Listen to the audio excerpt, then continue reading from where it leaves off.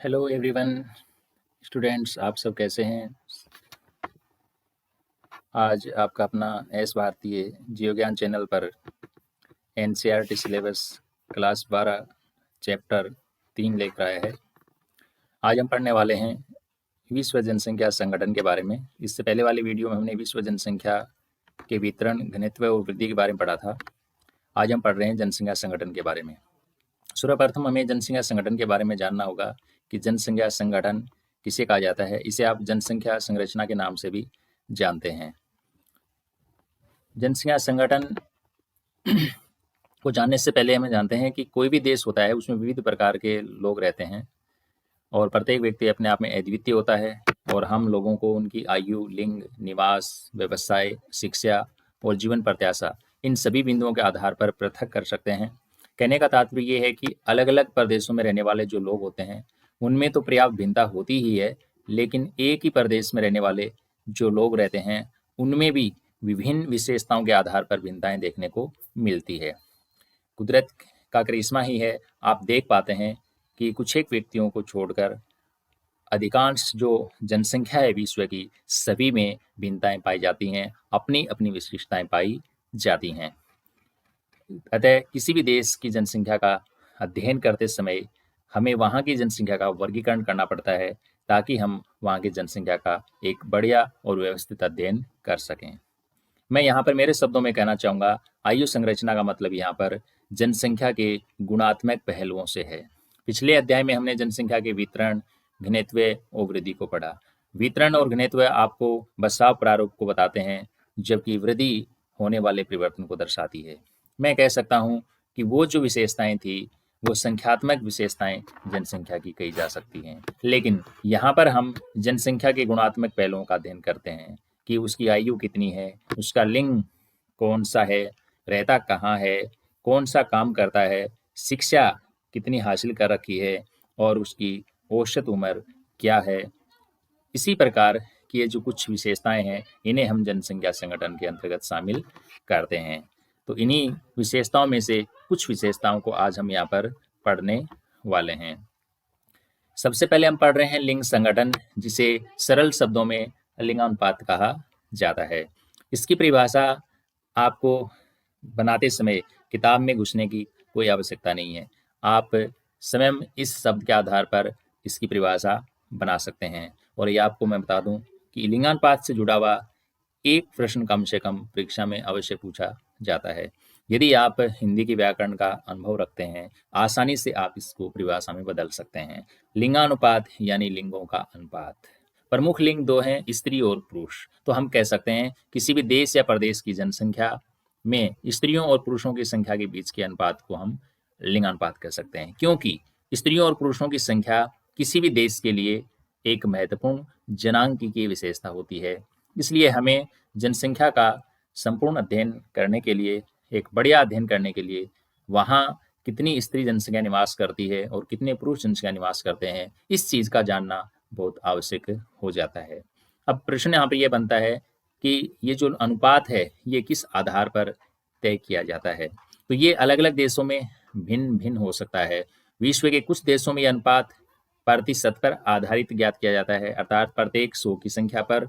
तो कुछ देशों में ये अनुपात हजार का बनाया जाता है। सीधी सी बात है, जिन देशों में जनसंख्या कम है वहाँ पर यह अनुपात प्रत्येक 100 पे निर्धारित कर लिया जाता है, लेकिन जिन देशों में जनसंख्या अधिक है वहाँ पर यह अनुपात 1000 पर बनाया जाता है। आप समझ गए होंगे कि हमारे देश में यह अनुपात कौन सी संख्या पर बनाया जाता होगा। बिल्कुल आपने सही समझा है, हमारे देश में यह अनुपात 1000 पर ही बनाया जाता है। अब अगला प्रश्न ये बनता है कि अनुपात में किसको बेस बनाया जाता है, किसको आधार बनाया जाता है। पुरुष को बनाया जाता है या फिर महिला को बनाया जाता है। आप जानते हैं बहुमत की कीमत होती है, तो जहां पर जिसकी जनसंख्या ज़्यादा होगी उसी को बेस बना करके यहाँ पर अनुपात बनाया जाएगा। जैसे किसी देश में स्त्री जनसंख्या ज़्यादा है तो वहाँ पर स्त्रियों की संख्या पर पुरुषों की संख्या ज्ञात की जाएगी, और जहाँ पर इसके ऑपोजिट पुरुष जनसंख्या ज़्यादा है तो वहाँ पर पुरुष जनसंख्या के पीछे स्त्रियों की संख्या ज्ञात की जाएगी।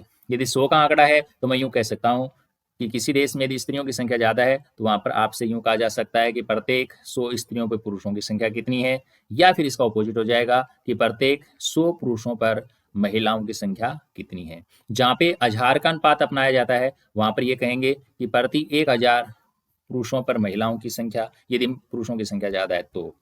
इसके अपोजिट यदि महिलाओं की संख्या ज़्यादा है तो वहाँ पर ये कहा जा सकता है प्रति 1000 स्त्रियों पर महिलाओं की संख्या क्या है। तो आइए देखते हैं कि इसका कौन सा फॉर्मूला अपनाया जाता है। कुछ देशों में आपके सामने स्क्रीन पर दिख रहा फॉर्मूला अपनाया जाता है, पुरुष जनसंख्या भाग स्त्री जनसंख्या गुना 1000। इस फॉर्मूले को रटने की आपको आवश्यकता नहीं है। मैंने बहुत बार देखा है कि ये इतना सरल है, इसके बावजूद भी विद्यार्थी जब टेस्ट में बैठते हैं या परीक्षा में बैठते हैं तो अक्सर वो गलती करते हैं। तो यहाँ पर आप ध्यान दें, परिभाषा यदि आपको याद है, आपको वो समझ में आ चुकी है, तो निश्चित तौर पे आपका जो फॉर्मूला होगा वो बिल्कुल सही होगा। अब यहाँ पर देखिए कि प्रति 1000 स्त्रियों पर पुरुषों की संख्या ज्ञात की गई है। तो यहाँ पे सीधी और सिंपल सी बात है कि ये वो देश हो सकते हैं जहाँ पर स्त्रियों की जनसंख्या है वो कहीं ना कहीं पुरुषों की संख्या से ज़्यादा है। अब चर्चा कर लेते हैं हमारे देश में कौन सा फॉर्मूला अपनाया जाता है, यही अपनाया जाता है या फिर इससे भिन्न अपनाया जाता है। तो आप देख सकते हैं कि भारत में जो फॉर्मूला है वो उससे अपोजिट है। हमारे यहाँ पर प्रति 1000 पुरुषों पर स्त्रियों की संख्या ज्ञात की जाती है। तो इस परिभाषा को फॉर्मूले में बदलेंगे तो प्रति 1000 का हमारा अनुपात है, पुरुषों पर स्त्रियों की संख्या है, तो पहले आप पुरुष जनसंख्या लिख दीजिए, फिर उसके ऊपर स्त्रियों की जनसंख्या लिख दीजिए और फिर आप 1000 से गुना कर दीजिए। हाँ, जैसा अभी मेरे मुंह से 100 निकला, यही मिस्टेक विद्यार्थी भी करते हैं कि वो जब ये फॉर्मूला लिखते हैं तो ये स्त्रियों की जनसंख्या बटा पुरुषों की जनसंख्या ये लिख देते हैं, और यदि इसमें ऊपर नीचे हो जाती है दोनों मायने तो भी कोई दिक्कत नहीं आती, क्योंकि पुरुषों की जनसंख्या भाग स्त्रियों की जनसंख्या लिख दिया तो भी वो सही होगी, क्योंकि विश्व के कुछ देशों में इसको अपनाया जाता है। लेकिन गलती कहाँ करते हैं, 1000 की जगह 100 कर देते हैं, तो वहाँ वो गलती आ जाती है। तो यहाँ पर आप 100 नहीं करें, कम से कम हमारे देश का फॉर्मूला लिखते समय आप इसे 100 नहीं करें, ठीक है। क्योंकि जब भारत, ये जो आगे हम भारत के लोग और अर्थव्यवस्था वाला जो बुक पढ़ेंगे उसमें ये चीज़ फिर से आएगी, इसलिए मैंने आपको ये समझाने का प्रयास किया है। उम्मीद करता हूँ लिंगानुपात की परिभाषा और सूत्र आपको बेहतरीन ढंग से समझ में आ गया होगा। यहाँ पर एक सामान्य सा सिद्धांत आपके सामने प्रस्तुत है, प्राकृतिक लाभ बनाम सामाजिक हानि। इसको आप देखेंगे पढ़ेंगे तो पाएंगे कि जो स्त्रियां होती हैं उनको पुरुषों की तुलना में प्राकृतिक रूप से प्राकृतिक लाभ कहें या जैविक लाभ कहें ज़्यादा मिले हुए होते हैं। पुरुषों की तुलना में उनको अधिक लाभ मिलते हैं, और उन लाभों में कौन से लाभ ज़्यादा मिलते हैं कि जो स्त्रियां होती हैं वे अधिक स्थिति स्थापक होती हैं, वे स्थिति के अनुकूल अपने आप को ढाल पाती हैं, उनके अंदर कुछ विशिष्टताएं होती हैं जो पुरुषों में नहीं पाई जाती हैं। लेकिन दिक्कत ये आती है कि जब उनको मौके नहीं मिलते हैं तो वो अपने इन जैविक लाभों को प्राप्त नहीं कर पाती हैं, अपने क्षमताओं को प्रस्तुत नहीं कर पाती हैं, क्योंकि पुराने समय से ही समाज है वो पुरुष प्रधान रहे हैं, और इस वजह से स्त्रियां हैं वो घर की दहलीज तक सीमित रह जाती ही। हालांकि वर्तमान में ये जो सिस्टम है ये चेंज हुआ है, अब महिलाएं पढ़ लिख के आगे आ रही हैं और भी अपने क्षमताओं का प्रदर्शन करती नजर आती हैं। आप कहीं भी देख लीजिए, किसी भी क्षेत्र में देख लीजिए, अब स्त्रियां कहीं पर किसी भी क्षेत्र में पुरुषों से पीछे नहीं है, बल्कि वो उनके बराबर खड़ी है या फिर वो उनसे आगे निकल रही हैं। इसकी वजह क्या होती है कि हमारे यहाँ पर सामाजिक हानियां और भेदभाव जो महिलाओं के साथ किए जाते हैं, इस वजह से उनके जो लाभ होते हैं ये समाप्त हो जाते हैं। इसलिए हमें उनको आगे आने का मौका देना चाहिए और उनके साथ किसी प्रकार का कोई भेदभाव नहीं करना चाहिए। अब हम देखते हैं कि विश्व में इसके हालात क्या हैं। तो विश्व की जनसंख्या का जो औसत लिंगानुपात है वो प्रति 100 स्त्रियों पर 102 पुरुष है। प्रति 100 स्त्रियों पर 102 पुरुष।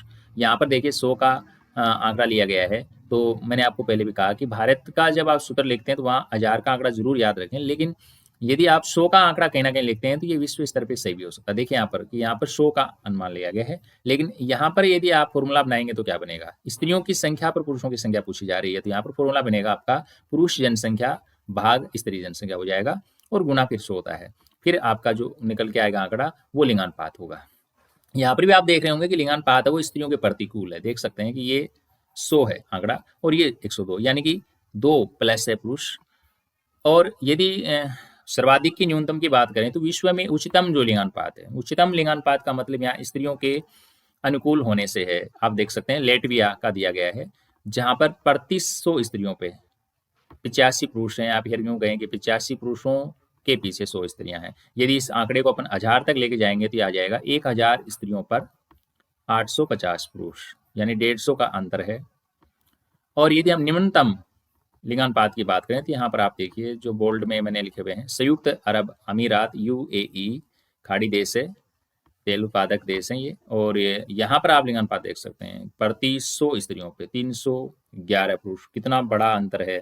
यदि आप इसको 1000 तक लेकर चले जाएंगे तो ये आंकड़ा कहाँ तक जाने वाला आप देख सकते हैं कि 1000 स्त्रियों पर 3110 पुरुष, बहुत बड़ा डिफरेंस, बहुत बड़ा, यानी कि 1/3 अंतर है। और संयुक्त राष्ट्र संघ की रिपोर्ट की यदि हम बात करें तो विश्व के देशों में से 139 देशों में जो लिंगानुपात है वो स्त्रियों के अनुकूल है, जबकि शेष 72 देशों में, अनुकूल होने का मतलब वहां पर स्त्रियों की जो संख्या है वो पुरुषों की संख्या से कहीं ना कहीं ज्यादा है। और शेष 72 देशों में ये प्रतिकूल है। प्रतिकूल होने का मतलब यहाँ पर पुरुष जनसंख्या ज्यादा है, महिला जनसंख्या कम है। यदि हम एशिया की बात करें, एशिया की बात हम क्यों करते हैं, क्योंकि पिछले अध्याय में आपने पढ़ा हुआ कि विश्व की लगभग 60% जनसंख्या एशिया महाद्वीप ने बसा रखी है। और विश्व के सर्वाधिक जनसंख्या वाले देश जो हैं उनमें सबसे बड़े जो देश हैं चीन, भारत, जिन्हें पाकिस्तान का नाम भी आता है, ये एशिया महाद्वीप के ही हिस्से हैं। फिर हमने जनसंख्या घनत्व पढ़ा तो आकार में बड़े होते हुए भी, यानी एशिया महाद्वीप आकार में विश्व का सबसे बड़ा महाद्वीप है, इसके बावजूद भी वहाँ का जनसंख्या घनत्व विश्व में सबसे ज़्यादा आ रहा है। तो इसका मतलब ये है कि यहाँ पे जनसंख्या बहुत ज़्यादा निवास करती है, यानी कि लगभग 60% जनसंख्या विश्व की यहाँ निवास कर रही है। इसलिए यहाँ पर हम एशिया में लिंगानुपात का जिक्र कर रहे हैं। तो यहाँ पर आप देख सकते हैं कि एशिया में जो लिंगानुपात है वो निम्न है। वैसे भी देखा जाए तो एशिया महाद्वीप के अधिकांश देश विकासशील हैं, और आगे भी हम पढ़ेंगे कि विकसित और विकासशील देशों में लिंगानुपात में बहुत बड़ा अंतर देखने को आपको मिलने वाला है। तो यहाँ पर आप देख रहे होंगे चीन, भारत, सऊदी अरब, पाकिस्तान, अफगानिस्तान जैसे जो देश हैं वहाँ पर तो लिंगानुपात और भी कम है, क्योंकि ये जो देश हैं ये रूढ़िवादी परंपराओं पर चलने वाले देशों की श्रेणी में आते हैं। और यहाँ पर आज भी जो समाज चलते हैं वो पितृसत्तात्मक समाज हैं, पुरुष प्रधान समाज हैं, और आज भी महिलाओं को घर की दहलीज में रहना पड़ता है, और कहीं ना कहीं उनके साथ भेदभाव होता है, उनके स्वास्थ्य की अनदेखी होती है, और कहीं ना कहीं वहाँ पर जो मातृ मृत्यु दर है या महिला मृत्यु दर है वो ज़्यादा है, उस वजह से वहाँ का लिंगानुपात है वो कम है। दूसरी बात ये है कि यहाँ पर पुरुष प्रधान समाज होने के कारण बालकों के जन्म को प्राथमिकता दी जाती है। तो ये कुछ कारण हैं जिनकी वजह से इन देशों में लिंगानुपात है वो निम्न है। यदि हम दूसरी ओर देखते हैं रूस सहित यूरोप के बड़े भाग के देशों में, तो वहाँ पर स्त्रियों के अनुकूल आपको लिंगानुपात मिलेगा, यानी वहाँ पे पुरुष जनसंख्या है वो कम है और स्त्री जनसंख्या ज़्यादा। यहाँ देख सकते हैं पुरुष अल्पसंख्या में है। यूरोप के अनेक देशों में पुरुषों की कमी और वहाँ स्त्रियों की बेहतर स्थिति, और भूतकाल में विश्व विभिन्न भागों में स्थिति, ये कुछ कारण है जो आपको बता रहे हैं कि इन देशों में, हालांकि यूरोप महाद्वीप के अधिकांश देश विकसित हैं, और जैसे जैसे मनुष्य विकास करता जाता है उसकी रूढ़िवादी सोच खत्म होती चली जाती है, और ये भेदभाव, असमानता जैसी चीज़ें पीछे छूटने लग जाती हैं। तो इन देशों में एक तो ये हुआ है कि वहाँ पर स्त्रियों को समान अवसर प्रदान किए जाते रहे हैं। दूसरी चीज़ ये है कि भूतकाल में आपने देखा होगा कि एशिया महाद्वीप की जो जनसंख्या है वो विश्व के विभिन्न भागों में पलायन की, उन्होंने वहाँ से उत्प्रवास किया। आप देखेंगे अंग्रेजों का जो असर है पूरे विश्व में रहा, उन्होंने एक लंबा समय भारत में गुजारा। इसके अलावा उन्होंने ऑस्ट्रेलिया जैसे महाद्वीप को बसाया, उत्तरी अमेरिका जैसे विशाल महाद्वीप में जाकर उन्होंने बसावट की, और यही कारण रहे कि वहाँ पे पुरुषों की संख्या, क्योंकि उत्प्रवास करने में पुरुषों की संख्या सदैव ज़्यादा ही रहती है। आप एक आंकलन कर सकते हैं, आप बस में, रेलगाड़ी में, कहीं पर भी एक सर्वे करके देखिए कि जो सवारियाँ यात्रा करती है उनमें स्त्रियाँ ज़्यादा होती हैं, पुरुष ज़्यादा होती हैं। तो यहाँ पर जब अंग्रेज दूसरे देशों में गए व्यवसाय करने के लिए, व्यापार करने के लिए, तो उनमें पुरुष ज़्यादा हुआ करते थे और महिलाएं बहुत कम, और महिलाएं वहीं रह गई, और यही कारण रहा कि वहाँ पर स्त्रियों की संख्या है वो ज़्यादा रही और पुरुषों की संख्या कम रही। अब हम बात करते हैं दूसरे बिंदु की ओर, आयु संरचना यानी आयु बनावट। इसे आप आयु वर्ग के रूप में भी पढ़ सकते हैं, क्योंकि ये शब्द आपको जल्दी समझ में आ जाएगा। आयु वर्ग, वर्ग का मतलब ये होता है कि हम विभाजन कर लेते हैं किसी चीज का, तो यहाँ पर भी हम जनसंख्या का विभाजन कर रहे हैं, किसी भी देश या प्रदेश की जनसंख्या को हम विभाजित कर रहे हैं और विभाजित करने का जो आधार है वो यहाँ पर आयु है। यानी आयु के आधार पर जब हम किसी भी देश की जनसंख्या के वर्ग बना लेते हैं तो वो वर्ग आयु वर्ग कहलाते हैं। और सामान्यतया 3 आयु वर्ग बनाए जाते हैं। 3 आयु वर्गों में पहला वर्ग है वो 14 वर्ष की उम्र की जनसंख्या का रहता है, जिसे हम बाल वर्ग कह सकते हैं। और दूसरा जो आयु वर्ग है वो 15 साल से 59 साल तक की उम्र का बनता है, जिसे हम युवा वर्ग प्रौढ़ वर्ग कह सकते हैं। और तीसरा वर्ग बनता है 60 और इससे अधिक आयु वाली जनसंख्या का। तो अक्सर 3 आयु वर्ग बनाए जाते हैं। और जब गहन अध्ययन करना होता है तो इन्हीं आयु वर्गों के उप आयु वर्ग बना करके इनकी संख्या को बढ़ाया भी जा सकता है। जैसे 14 वर्ष की आयु तक की जनसंख्या के ही हम 2 वर्ग बना सकते हैं, उसमें शिशु वर्ग, बाल वर्ग अलग बना सकते हैं।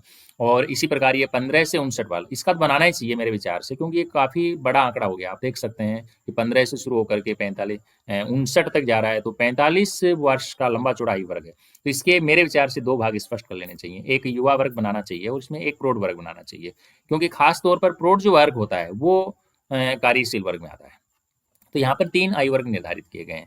तो आयु संरचना का अध्ययन हम क्यों कर रहे हैं? क्योंकि ये भी जनसंख्या संगठन का एक महत्वपूर्ण सूचक है। ये आपको किसी भी देश की कार्यशील और अकार्यशील जनसंख्या के बारे में जानकारी देता है। कार्यशील जनसंख्या का मतलब यहाँ पर उस जनसंख्या से है जो किसी ना किसी आर्थिक गतिविधि से जुड़ी है और देश के उत्पादन में अपना योगदान देती है, यानी ये कमाने वाली जनसंख्या है। और 15 साल से लेकर 59 साल तक की जनसंख्या इसमें शामिल होती है। तो किसी भी देश में यदि इस आयु वर्ग में जनसंख्या का एक बड़ा आकार है तो हमें समझना चाहिए कि उस देश में एक विशाल कार्यशील जनसंख्या निवास करती है। और विशाल कार्यशील जनसंख्या निवास कर रही है, इसका मतलब उस देश के उत्पादन का स्तर उतना ही ऊंचा है। और उत्पादन का स्तर जितना ऊंचा होगा उस देश का आर्थिक विकास भी उतना ही अधिक होगा। यानी वो देश भविष्य में उन्नति करने वाला है, प्रगति करने वाला। आपने अखबारों में और में कहीं पर रिपोर्टें पढ़ी होंगी कि आने वाला जो समय है वो भारत को एक शक्तिशाली देश के रूप में उभार कर लाएगा। इसकी वजह क्या है? इसकी वजह यही है कि हमारे देश में जो बड़ी जनसंख्या है वो इसी आयु वर्ग में है और लंबे समय तक इसी वर्ग में ये जनसंख्या बनी रहने वाली भी है। और यही कारण है कि हमारा देश लंबे समय तक आर्थिक उत्पादन में विश्व के अन्य देशों से आगे रहेगा। इसके बाद यदि हम बात करें बाकी के 2 वर्गों की, पहले वर्ग की और लास्ट वर्ग की, तो लास्ट जो वर्ग है 60 वर्ष से अधिक का, यदि किसी देश में इस आयु से अधिक की जनसंख्या यदि अधिक है तो समझ लीजिए कि उस देश में वृद्ध जनसंख्या है वो ज़्यादा है। और वृद्ध जनसंख्या जो होती है वो अकार्यशील जनसंख्या में गिनती होगी, क्योंकि 60 साल की उम्र के बाद व्यक्ति रिटायरमेंट हो जाता है और स्वास्थ्य संबंधी समस्याओं से उसको जूझना पड़ता है। तो सरकार को ऐसी जनसंख्या पर एक बड़े पैमाने पर पैसा है वो खर्च करना पड़ता है स्वास्थ्य संबंधी सेवाओं पर। इसके अलावा इनको पेंशन देना है या फिर मेडिकल सुविधाएं हैं या परिवहन की सुविधाएं हैं, इन सब चीज़ों पे सरकार को पैसा खर्च करना पड़ता है, अधिक खर्च करना पड़ता है। तो ये एक तरीके से आश्रित जनसंख्या कही जाएगी। इसी प्रकार जो निचला जो स्तर होता है, जैसे जिसको अपन बाल वर्ग कह सकते हैं, यदि उसका अनुपात अधिक है किसी भी देश की जनसंख्या में तो हम मान सकते हैं कि उस देश में जन्म दर ऊंची है और आने वाला जो समय है वो उस देश के लिए अच्छा रह सकता है। क्यों रहेगा? क्योंकि अभी जन्म दर ऊंची है, बच्चों की संख्या ज़्यादा है और यही जनसंख्या आगे युवा जनसंख्या में बदलने वाली है। लेकिन यदि प्रौढ़ आयु वर्ग में जनसंख्या ज़्यादा है किसी देश में तो आने वाला समय उसके लिए विपरीत रहने वाला होगा, क्योंकि वो जनसंख्या वृद्ध जनसंख्या में बदलने वाली होगी। तो कहने का मतलब ये है कि आयु वर्गों के आधार पर जनसंख्या का अध्ययन हम इसलिए करते हैं ताकि हम अनुमान लगा पाएं कि उस देश में किस प्रकार की आर्थिक योजनाएं बनानी है, आने वाले समय में किस प्रकार की योजनाएं होनी चाहिए। जैसे अभी किसी देश में यदि प्रौढ़ वर्ग में ज़्यादा जनसंख्या है, 40, 45, 50 वर्ग की जनसंख्या है, तो 10-15 साल के बाद वो पूरी जनसंख्या वृद्ध जनसंख्या बदल जाएगी और फिर उस पर सरकार को पैसा खर्च करना पड़ेगा। तो सरकार उसी हिसाब से भविष्य की योजनाएं बनाएगी। और अभी यदि वर्तमान में बच्चों की संख्या ज़्यादा है तो सरकार को पता है कि आने वाले समय में ये जनसंख्या युवा जनसंख्या बदलेगी, फिर ये प्रौढ़ जनसंख्या में जाएगी, तो लंबे समय तक देश के लिए उत्पादन करेगी। तो यहाँ पर फिर बच्चों के लिए एक अच्छी शिक्षा की, व्यावसायिक शिक्षा इत्यादि की व्यवस्था करना सरकार का जिम्मा बन जाता है ताकि वो एक अच्छी उत्पादक जनसंख्या के रूप में उभर कर सामने आए। अब अगला जो बिंदु हम पढ़ने वाले हैं वो है आयु लिंग पिरामिड का। पिरामिड शब्द से आप परिचित होंगे, कई शब्दों में इसका अर्थ लिया जाता है। वैसे ज्योमेट्रिकल आकृति का नाम भी है और फिर मिस्र की सभ्यता यदि आपने पढ़ी है तो वहाँ पर भी पिरामिडों का जिक्र हुआ है। तो आपने देखा होगा कि वहाँ पर जब व्यक्ति मर जाता था तो उनका मानना था कि व्यक्ति कहीं ना कहीं आने वाले समय फिर से जीवित होता है, उनकी आत्मा लौट करके आती है। तो वो मरे हुए व्यक्तियों के शरीर को खत्म नहीं किया करते थे, बल्कि एक विशेष प्रकार के लेप से लेप करके उस शरीर को सुरक्षित रखते थे। तो बड़े बड़े रूम, कमरे कहें, कुछ भी कहें आप, एक डिजाइन बनाई जाती थी ईंटों को जोड़ करके, जो बिना छत की आकृति होती थी। ईंटों की डिजाइन इस प्रकार से चुनी जाती थी कि अंत में जा करके वो आपस में मिल जाती थी उनमें उनको सुरक्षित रखा जाता था, तो वो पिरामिड कहलाते थे। इसी प्रकार विज्ञान में आपने खाद्य जाल, खाद्य श्रृंखलाएं पढ़ी होंगी, तो उसमें भी इस प्रकार की आकृतियां बनती है। तो यहाँ पर ये जो पिरामिड बन रहे हैं, ये दो चीज़ों से मिलकर बन रहे हैं, आयु और लिंग के आधार पे। अभी हमने दो बिंदु पढ़े हैं, आयु वर्ग और लिंगानुपात। जब इन दोनों बिंदुओं के आधार पे हम किसी भी देश की जनसंख्या का अध्ययन करते हैं, तो फिर वहाँ पर ये इस प्रकार के डिजाइन आपको देखने को मिलेंगे।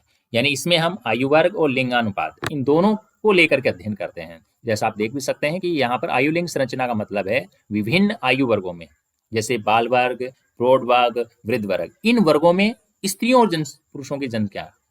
कहने का मतलब ये है कि आयु वर्ग में सिर्फ हम जनसंख्या को विभिन्न आयु वर्गों में बांटते हैं, लिंगानुपात में हम लिंगों में बांटते हैं, लेकिन इसमें हम आयु वर्ग में भी हम क्या करते हैं, पुरुषों की जनसंख्या का अलग अध्ययन करते हैं, उसको अलग बांट लेते हैं, और स्त्रियों की जनसंख्या को अलग कर लेते हैं। तो इसमें एक तरीके से 4 तथ्यों का अध्ययन एक साथ हो रहा है। 4 कौन कौन से हो गए? आयु वर्गों के अनुसार हो ही रहा है, साथ में स्त्रियों की जनसंख्या, साथ में पुरुषों की जनसंख्या का अध्ययन भी इसमें हो रहा है। तो यहाँ पर दोहरा अध्ययन हम कर रहे हैं। तो इसमें होता क्या है, जैसे आपने लिया 0 से 14 आयु वर्ग की जनसंख्या को लिया, तो यहाँ पर आप ये भी पढ़ रहे हैं कि 0 से 14 वर्ष की आयु में स्त्रियां कितनी हैं और पुरुष कितने हैं।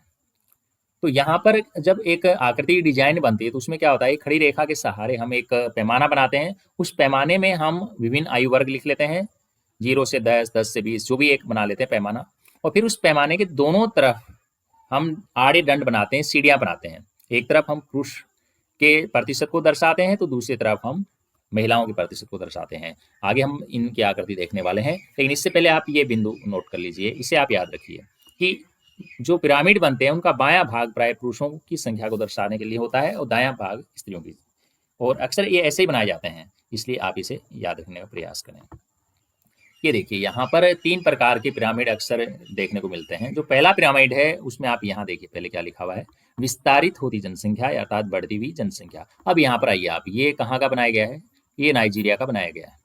नाइजीरिया को आप क्या मानते हैं, विकासशील देश या फिर विकसित देश मानते हैं? ये गरीब देश की श्रेणी में आएगा, विकासशील देश की श्रेणी में आएगा।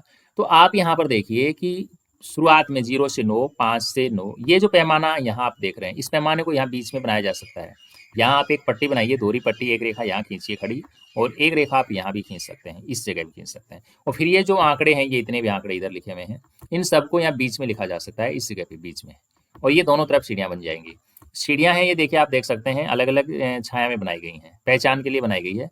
जैसा कि बायां और दायां हम पढ़ रहे थे, तो यहाँ पे आप देख पा रहे होंगे बायां भाग किनका है और दायां भाग किनका है, पुरुष और स्त्रियों का है। अब यहाँ पे देखिए आप, यहाँ पर तो बहुत सारे पैमाने वर्ग बना दिए, देखो 0 से 4 का, 5 से 9 का, 10 से 14 का, और विद्यार्थी अक्सर इतने सारे पैमाने लेकर के डायग्राम बनाने में एक ऊबपन महसूस करते हैं। तो आप इसको शॉर्ट कर सकते हैं, जैसे 0 से 4, 5 से 9 को इसको मिक्स कर सकते हैं आप, 0 से डायरेक्ट 9 कर लीजिए और इन दोनों के प्रतिशत को जोड़ लीजिए। इसी प्रकार 15, 10 से 20 का बना लीजिए, जो भी आप बनाते हैं। तो आप देख रहे होंगे 0 से 4 में यहाँ पे परसेंटेज दिए, ये प्रतिशत हैं, आपके देख सकते हैं 0 से 12 और 0 से 12 इधर है। तो इसमें बताया गया है कि, एक मिनट आगे स्लाइड निकल गई, फिर मैं बैक करता हूँ। अब आप देखिए यहाँ पर कि 0 से 4 के बीच में आप देख सकते हैं कि 12% है, थोड़ा कम पुरुष जनसंख्या है, और फिर यहाँ पर देखिए कि लगभग 11 जो प्रतिशत है वो स्त्रियों की जनसंख्या। यहाँ पे आप देख पा रहे होंगे कि लिंगानुपात में यहाँ पर भी स्त्रियाँ पीछे हैं, क्योंकि यहाँ पर ये 11% आ रहा है, लगभग 11%, लेकिन यहाँ पर ये 11 से थोड़ा ज़्यादा है, हम कह सकते हैं कि 11.45 जो हो सकता है, ये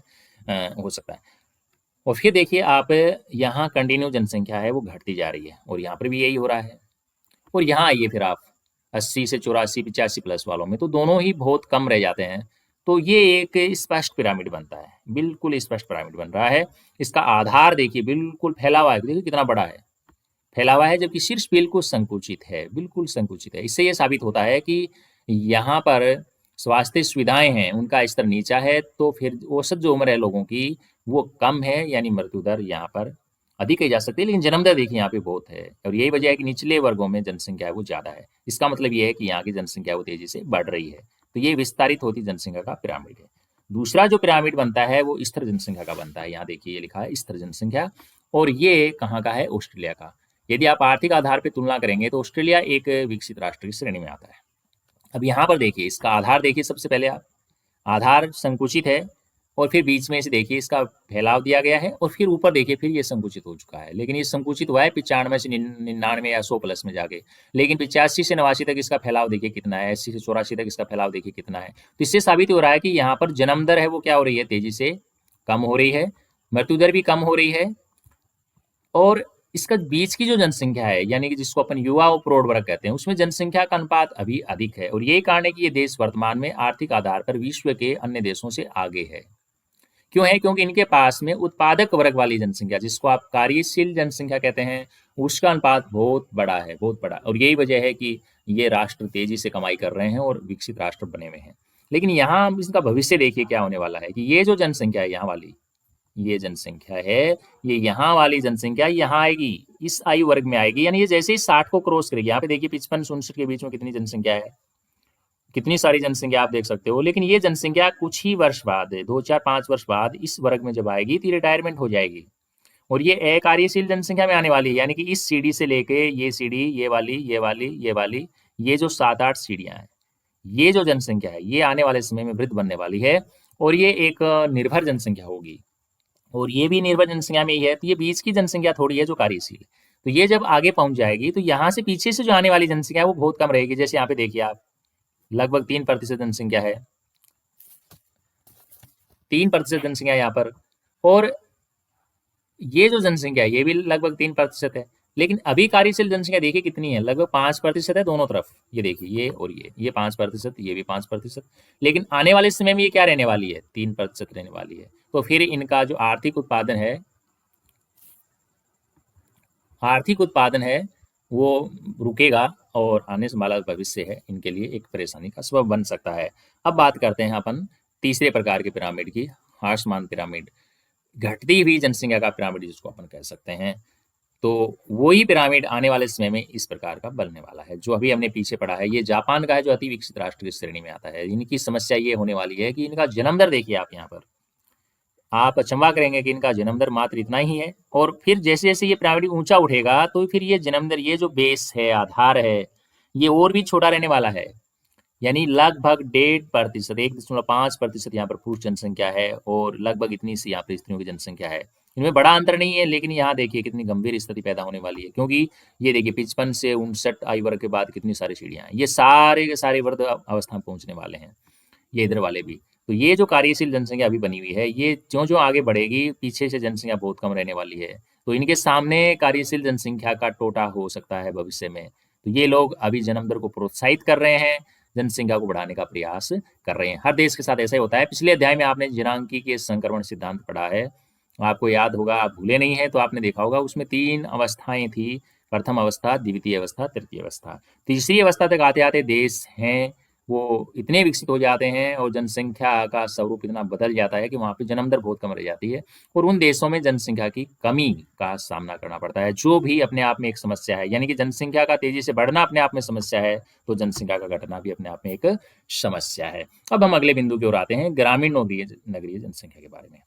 सिंपल से शब्द हैं, इनको विस्तार गहराई से समझाने की मेरे हिसाब से कोई आवश्यकता नहीं है। ग्रामीण यानी गांव में रहने वाली जनसंख्या, नगरीय यानी शहर में रहने वाली जनसंख्या। लेकिन इतनी परिभाषा काफ़ी नहीं होगी, क्योंकि आप कक्षा 12वीं में पढ़ने वाले विद्यार्थी हैं और आपको एक स्टैंडर्ड की परिभाषा बनानी पड़ती है, क्योंकि ये तो अनपढ़ आदमी भी बता देगा कि ग्रामीण का मतलब गाँव में रहने वाला और नगरीय का मतलब शहर में रहने वाला। तो फिर यहाँ पर हम परिभाषा क्या बनाएंगे?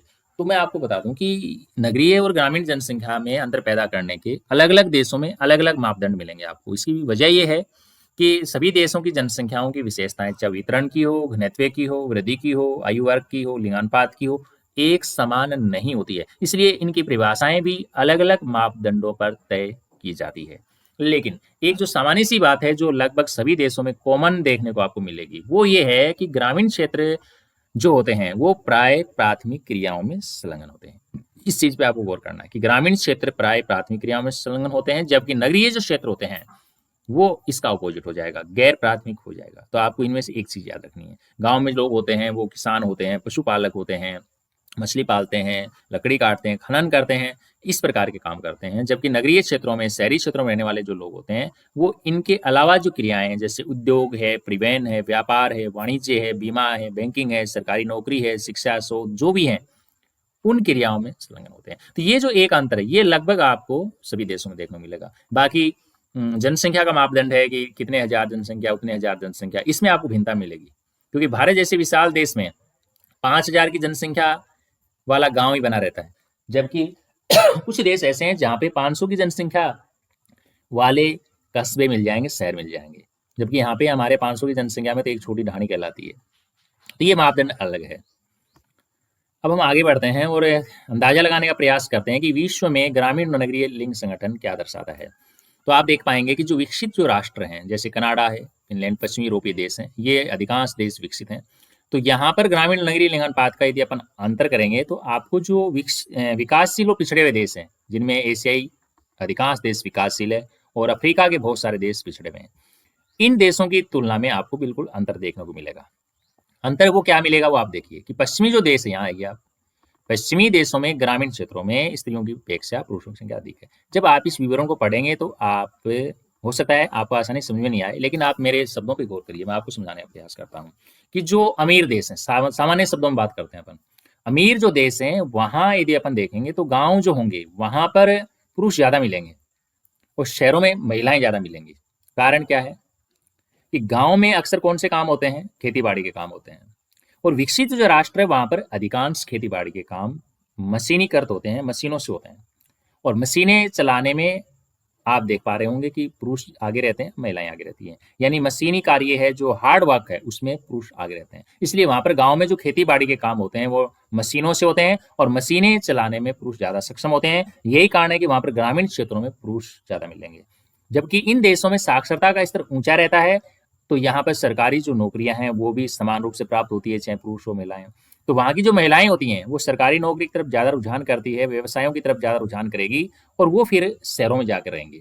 और गांव में पुरुष रह के खेती बाड़ी काम संभालते हैं, भले ही उनका आना जाना करना पड़े नगरीय क्षेत्रों में, लेकिन गाँव में रह के उनको काम करना पड़ता है। यही वजह है कि विकसित राष्ट्र पश्चिमी देशों में आपको ग्रामीण क्षेत्रों में स्त्रियों की संख्या है वो पुरुषों से ज़्यादा मिलेगी। अब यदि आपने इस तथ्य को समझ लिया है तो इसका ऑपोजिट आप बना देंगे विकासशील देशों में, भारत और पाकिस्तान, नेपाल जैसे देशों में। देखिए यहाँ पे साफ लिखा है, नेपाल, पाकिस्तान, भारत जैसे जो देश हैं वहाँ पे ये स्थिति विपरीत है। तो आप देख सकते हैं एशिया के अधिकांश देश हैं जो विकासशील है, यहाँ पर आप देख सकते हो नगरीय क्षेत्रों में इस लाइन का अपोजिट लिखा हुआ है। यहाँ पे देखिए कि नगरीय क्षेत्रों में पुरुष प्रधान प्रवास होता है। यही वजह है कि नगरीय क्षेत्रों में लिंगानुपात है वो पुरुषों के अनुकूल, यानी वहाँ पे पुरुषों की संख्या ज़्यादा है। यानी गाँव में महिलाएं ज़्यादा मिलेंगी, शहरों में पुरुष ज़्यादा मिलेंगे। विकासशील देशों में गाँव में महिलाएं ज़्यादा मिलने का कारण क्या है कि वहाँ के लोग रोजगार प्राप्त करने के लिए गाँव छोड़ करके शहरों में जाते हैं, और उस उत्प्रवास में पुरुषों की संख्या महिलाओं से ज़्यादा रहती है। यानी पुरुष रोजगार की तलाश में शहर में जाते हैं, वो वहाँ रहते हैं, और महिलाएं गाँव में खेती बाड़ी का, पशुओं का काम संभाल लेती है। और यही वजह है कि ग्रामीण क्षेत्रों में महिलाओं की संख्या ज़्यादा हो जाती है और शहरी क्षेत्रों में पुरुषों की संख्या ज़्यादा हो जाती है। यहाँ पर एक आप देखिए आरेख बना हुआ है। आरेख की जानकारी यदि आप रखते हैं तो ये एक अपन कह सकते हैं बहुदंड आरेख है, क्योंकि इसमें एक से ज़्यादा दंड बनाए गए हैं। इसमें आपको ग्रामीण नगरीय लिंग संगठन दिखाया गया है कुछ चयनित देशों का। ये डेमोग्राफिक ईयर बुक 2015 से लिया गया है। यहाँ पर आप देख सकते हैं प्रति 1000 पुरुषों की तुलना में स्त्रियों को दर्शाया गया है, और ये अपने आप में लिंगानुपात की परिभाषा भी है। यहाँ पर Zimbabwe, Canada, Brazil, Nepal, Finland, New Zealand आदि देशों को चुना गया है। ये मिश्रित हैं देश, आप देख सकते हैं नेपाल एशिया महाद्वीप से उठाया गया है। ये कुछ विकसित लिए गए हैं, कुछ विकासशील लिए गए हैं, इस प्रकार से कुछ देशों को चुना गया है। तो यहाँ पे लिंगानुपात ग्रामीण और शहर में बांटा गया है। इस प्रकार की जो छाया है, ये जो दंड बने हैं, ये ग्रामीण जनसंख्या को दर्शा रहे हैं और ये शहरी जनसंख्या को दर्शा रहे हैं। तो आप इसकी तुलना कीजिए। आप देख सकते हैं यहाँ पर देखिए प्रति 1000 पुरुषों पे जिम्बाब्वे में जो ग्रामीण क्षेत्र है वहाँ पे लिंगानुपात कितना है और यहाँ पे कितना है। तो आप इसकी स्टडी कर लीजिए आसानी से। जैसे यहाँ पे न्यूजीलैंड की आप चर्चा कर रहे हैं, तो आप देख रहे हो कि शहरी क्षेत्र में जो पुरुषों की तुलना में स्त्रियों की संख्या है, यहाँ पे क्या दिखाई जा रही है। यहाँ पे इस चीज़ों को समझने का आप प्रयास करें। अब आते हैं हम अगले बिंदु की ओर, साक्षरता की ओर। साक्षरता की परिभाषा सिंपल सी है, आप छोटी कक्षाओं में पढ़ना शुरू कर देते हैं। यदि आप हिंदी के व्याकरण की जानकारी रखते हैं तो इस शब्द से ही आप इसको ढूंढ लेंगे। साक्षरता यानी स अक्षर, अक्षर सहित, अर्थात जिस व्यक्ति को अक्षर का ज्ञान हो। अक्षर के ज्ञान का मतलब यहाँ पर अक्षर को पढ़ लेने से, लिख लेने से है।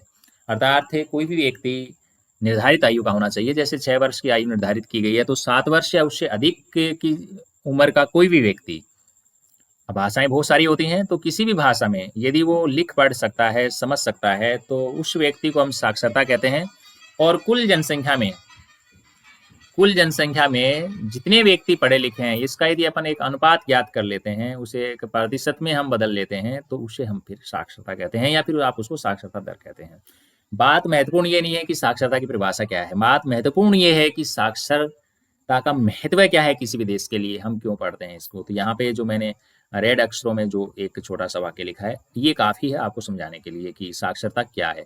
तो साक्षरता सामाजिक और आर्थिक विकास का सूचक है। ये जनसंख्या का सबसे बड़ा गुण है, सबसे बड़ा गुण है, सामाजिक आर्थिक विकास का सूचक है। हम इस आंकड़े की सहायता से ये पता लगा सकते हैं कि उस देश का सामाजिक और आर्थिक विकास कैसा है। कहने का मतलब ये है, क्योंकि रहन सहन का स्तर है, महिलाओं की सामाजिक स्थिति है, और ग्रामीण और नगरीय संगठन की सुविधाओं में उपलब्धता है, सरकारी नीतियों का हम इससे पता लगा सकते हैं। अब यहाँ पर देखिए, ये लिखा है साफ साफ, ये चीजें समझने वाली है। आर्थिक विकास का स्तर, साक्षरता, कारण और परिणाम, यहाँ पे दोनों हाईलाइट है, हाईलाइट शब्दों पे आप गौर करिए। देखिए यहाँ पे कारण और परिणाम, यानी आर्थिक विकास का कारण भी साक्षरता को बताया गया है और परिणाम भी है।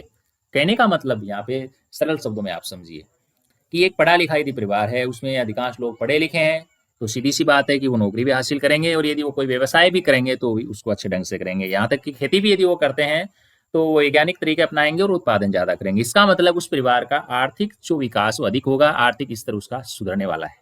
ठीक है, तो ये कारण हो गया आर्थिक विकास का कि कोई भी परिवार यदि अमीर है तो इसका मतलब उस परिवार में पढ़े लिखे लोग ज्यादा हैं और उस वजह से वो अमीर हैं। दूसरी बात यहाँ पर यह भी लागू हो जाती है कि वहाँ पढ़े लिखे लोग ज्यादा क्यों हैं, क्योंकि वो बच्चों को पढ़ाने में सक्षम है, एक अच्छी शिक्षा दिलाने में सक्षम है, यानी उनका आर्थिक स्तर इतना अच्छा है कि वो अपने बच्चों को अच्छी शिक्षा दिला रहे हैं। तो इसका मतलब क्या हुआ, परिणाम भी हो गया, यानी कि कारण और परिणाम दोनों हैं। इस चीज को आपको समझना चाहिए।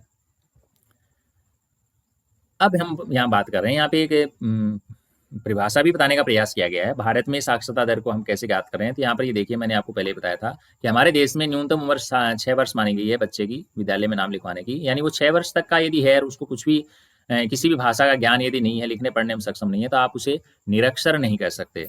लेकिन 7 वर्ष की उम्र पार कर ली और उसके बाद यदि वो ऐसा नहीं कर पा रहा है तो वो फिर निरक्षर की सूची में आएगा। तो ये जनसंख्या के उस प्रतिशत को सूचित कर रहा है जो पढ़ लिख सकता है। यहाँ पे देखिए, पढ़ लिख सकने का मतलब जरूरी नहीं है कि वो अंग्रेजी ही पढ़ लिख पाए या अन्य किसी भाषा का ज्ञान हो, वो यदि अपनी स्थानीय भाषा में भी ऐसा कर पा रहा है तो भी आप उसे साक्षर कहेंगे। इसके अलावा छोटे मोटे अंक गणितीय परिकलन भी आने चाहिए, जोड़ बाकी गुना भाग ये भी उसको आने चाहिए, तो फिर वो व्यक्ति साक्षर कहलाएगा। अब आते हैं हम चौथे बिंदु पर, व्यवसायिक संरचना पर। व्यवसायिक संरचना मतलब यहाँ पर यह है कि यहाँ पर हम जनसंख्या का विभाजन जो कर रहे हैं वो व्यवसाय के आधार पे कर रहे हैं। आपने देखा होगा यहाँ पर जो भी हमने बिंदु पढ़े हैं शुरू से लेकर यहाँ तक, हमने लिंगानुपात को पढ़ लिया, हमने यहाँ पर ग्रामीण नगरीय जनसंख्या को पढ़ लिया है, साक्षरता को हमने पढ़ लिया है, तो आप क्या देख पा रहे हैं, हमने आयु वर्ग को हमने पढ़ लिया है, हमने यहाँ पर क्या क्या पढ़ा है, लिंगानुपात पढ़ा, आयु वर्ग पढ़ा, हमने ग्रामीण नगरीय जनसंख्या पढ़ी है, साक्षरता पढ़ी, और ये 5वां बिंदु हम पढ़ रहे हैं। तो मैंने चौथा बोली 5वां बिंदु हम पढ़ रहे हैं। इन सभी में हम क्या कर रहे हैं, जनसंख्या का विभाजन कर रहे हैं, उसको बांट रहे हैं उसकी विशेषताओं के आधार पे। और यही हमने शुरू में पहली स्लाइड में जाना था कि किसी भी देश की जो जनसंख्या होती है वो अपने आप में विभिन्न आधारों पर भिन्न भिन्न होती है। तो एक बंटवारा हो रहा है, यानी कि हर पॉइंट में दो पहलू निकल के आ रहे हैं। सबसे पहले हमने लिंगानुपात पढ़ा, पुरुष जनसंख्या अलग की, हमने महिला जनसंख्या को अलग किया। आयु वर्ग में हमने क्या किया, उम्र के आधार पर उनको अलग अलग बांट लिया। ठीक है, ग्रामीण नगरीय जनसंख्या में हमने क्या किया, गांव की जनसंख्या को अलग किया, शहरों की जनसंख्या को हमने अलग किया। साक्षरता में हमने क्या किया, पढ़ी लिखी जनसंख्या को अलग और जो पढ़ी लिखी नहीं है उसको अलग। ऐसे ही हम यहाँ करने वाले हैं व्यवसायिक संरचना में कि जो काम कर रही है जनसंख्या, काम करने का मतलब यहाँ आर्थिक क्रिया से है।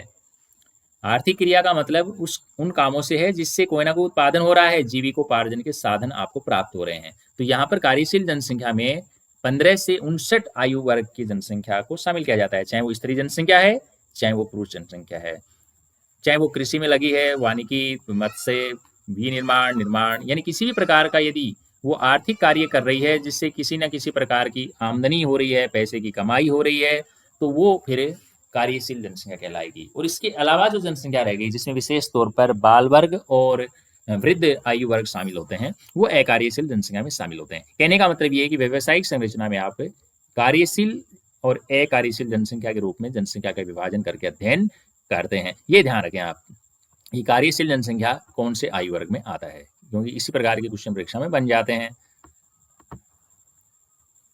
यहाँ पर देखिए, यहाँ पर आर्थिक क्रियाओं को भी मोटे-मोटे तौर पे 4 भागों में बाँटा गया है।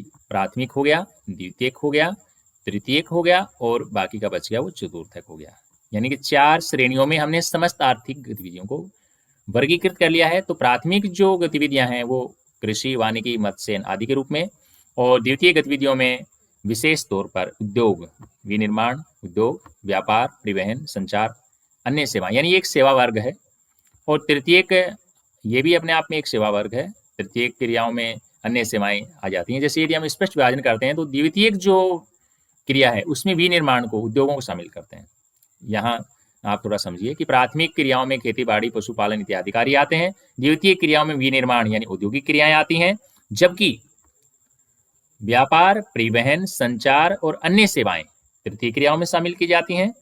और बाकी बच गई उच्च स्तर की जो सेवाएं हैं, अनुसंधान, सूचना, प्रौद्योगिकी और वैचारिक विकास से जुड़े जो कार्य हैं वो चतुर्थक क्रियाओं में शामिल होते हैं। आगे के अध्याय में हम इन व्यवसायों का विस्तार से अध्ययन करेंगे, इसलिए मैं यहाँ पर इनकी इतनी चर्चा करने वाला हूँ।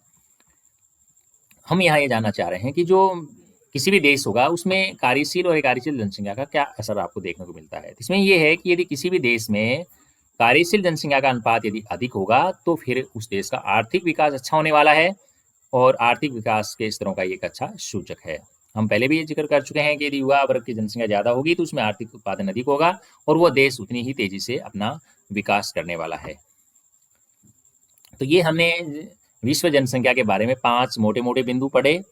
पहला हमने पढ़ा लिंगानुपात, जिसमें हमने जनसंख्या को पुरुष जनसंख्या और महिला जनसंख्या के रूप में वर्गीकृत करके पढ़ा। इसके बाद हमने आयु वर्गों के आधार पर जनसंख्या को बांटा है, जिसमें अलग अलग आयु वर्गों की जनसंख्या का हमने अध्ययन किया। फिर आयु लिंग पिरामिड में हमने अलग अलग आयु वर्गों में स्त्री और पुरुष जनसंख्या का अलग अलग अध्ययन हमने किया है।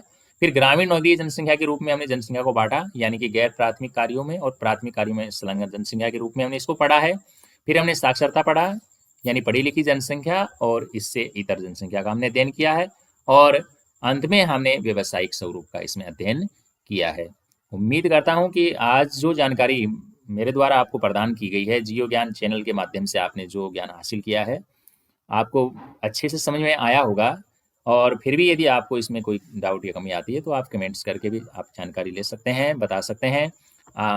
Thanks for watching. आपका बहुत बहुत धन्यवाद कि आपने आज का ये वीडियो देखा, और आप इसी प्रकार जियो ज्ञान चैनल से जुड़े रहें और अपने अन्य मित्रों को भी आप जोड़ें।